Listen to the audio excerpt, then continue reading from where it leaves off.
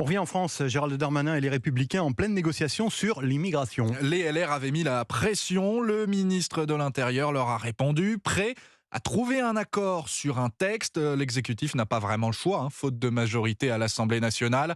Pour limiter l'immigration et faciliter les expulsions, le pensionnaire de Beauvau dit pourquoi pas.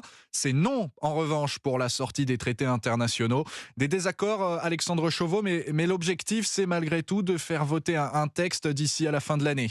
Oui, avec un consensus trouvé avec LR d'ici fin juin, espère l'Intérieur, dans l'idéal en négociant sur la base du texte déjà présenté en février. Mais Gérald Darmanin n'exclut pas la possibilité de redéposer un texte, voire plus compliqué politiquement, à débattre des propositions de loi des Républicains. En attendant, le ministre de l'Intérieur multiplie les consultations avec la droite, en priorisant le Sénat, où le texte sera étudié en premier. Dans la Chambre haute, la majorité est divisée sur l'une des mesures phares du projet de loi initial, la création d'un titre de séjour pour les métiers en tension.